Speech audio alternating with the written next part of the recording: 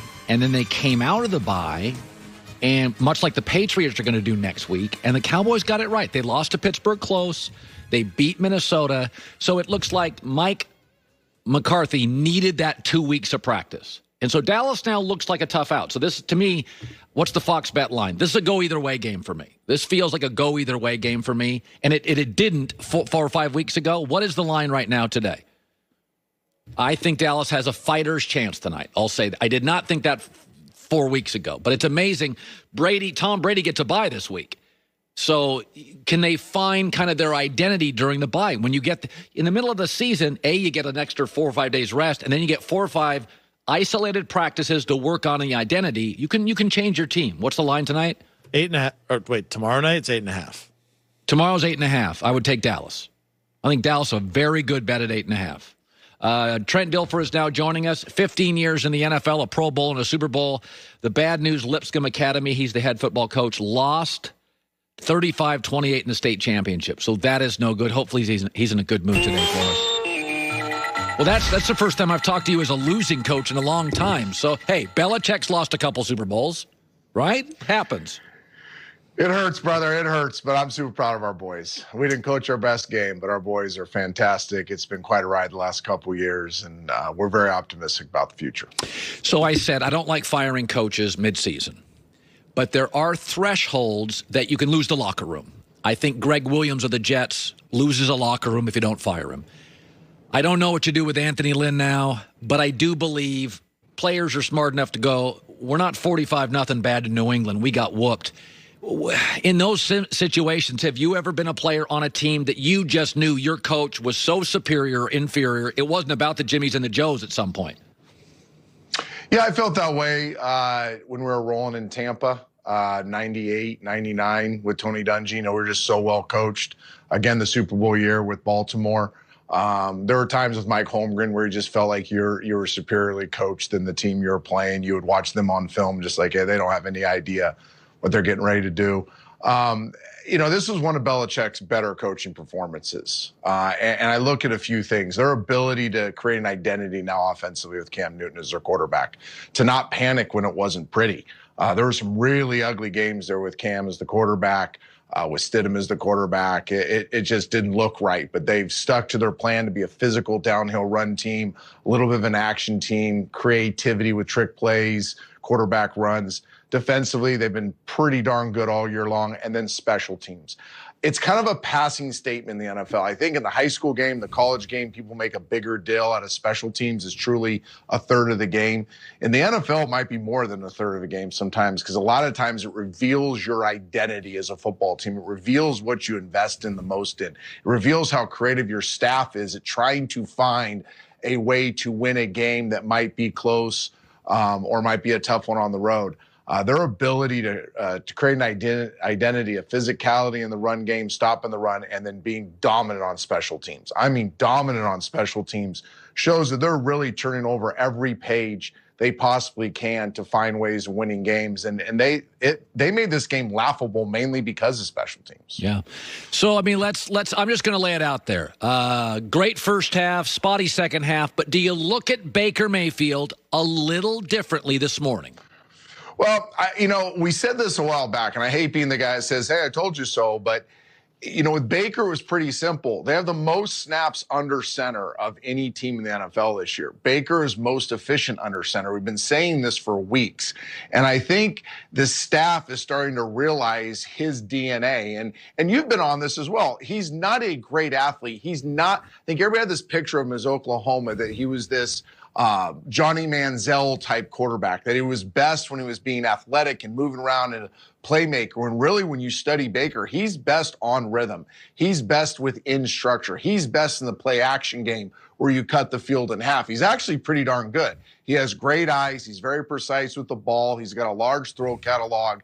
And that's what they've done. They've discovered his DNA, and they've built an offense around Nick Chubb running the football downhill, and then a really cool action game to go with it. And then they trusted him yesterday. They knew Tennessee wasn't going to allow a lot of first half run opportunities, so they trusted him in a very creative action game to lead with the pass, but not lead with the pass from four wide receivers and a spread set taking the ball out of the gun.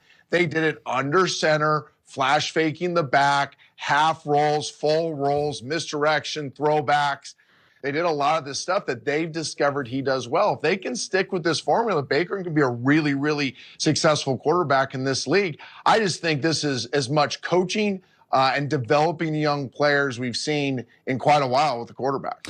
So we knew going into the league, I remember Pro Football Focus had Seattle's D-line rated bottom 5 and O-line bottom 5. Well, it does appear with some acquisitions, Jamal Adams, Carlos Dunlap, they have solved the pass rush issue. They have a formidable pass rush, which we all know will help the secondary to some level.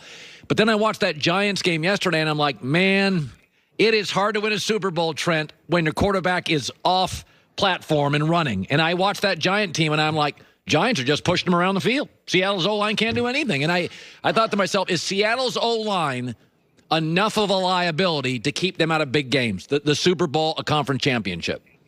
Yeah, I saw two things going on yesterday in that game. There's two really distinct stories going on. Number one, the Seahawks are not a Super Bowl team. I still think they're a really good football team, and I never bet against Russell Wilson.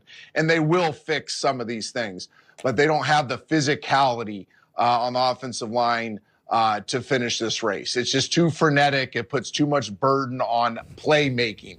And what you saw yesterday was Seahawks didn't make some plays they typically make. They dropped some big passes. Russell actually missed a few. He forced a few. It just puts such a burden on Russell and his skill guys to make up for their lack of physicality that you can't see that being sustained throughout a playoff run. They're a very good team. They have one of the best players in the world in Russell Wilson, but that lack of physicality up front is going to cost them. And then the second story going on is Joe Judge and what he's doing with the Giants. And again, going back, basically, I can just take all those comments I made about Bill Belichick and apply them to Joe Judge. The physicality. They have an identity. They're very physical defensively. Offensively, they stick to their game plan. They have an identity. It's very simple, and I don't think it's Super Bowl caliber down the road. They're going to have to evolve, but it's right for this team and then special teams. Here's a little secret thing you always got to look for as you're studying teams. Watch how teams cover kicks. Not just return kicks, not how they play on special teams overall, but how they cover kicks. It's really a way of identifying a team's physicality. Watch the Giants cover punts and cover kickoffs. They are relentless. They are physical. They are fast. They're dominating at it. And what it means is that Joe Judge has gotten this team. Remember, these first 4 weeks of the season was preseason. These guys didn't have a preseason. So you really got to measure these teams from week 5 on. They have they have 5 wins since week 5. They're one of the more physical teams in football. They've had some signature wins. They've gotten themselves in the playoff mix, and they've done it through finding an identity of physicality, mental toughness, physical toughness. It's a great foundation to lay for the New York Giants that you can build a lot of sizzle on top of it in years to come. So the Rams-Cardinals was a game, if you watched it, I did, you never felt the Rams were threatened. And Arizona, meanwhile, is a Hail Mary pass away from a 5-game losing streak. I want to talk Kyler. My feeling was when I watched him early is what a baseball player, what a beautiful throw. He can win from the pocket. But increasingly, when you take the run out due to an injury, he can't. He's a little inconsistent.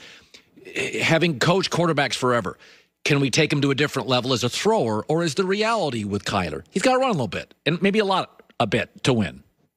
Yeah, and there's nothing wrong with that. That's not a criticism. It's not the same reason I don't criticize Lamar Jackson, because he has to run a little bit.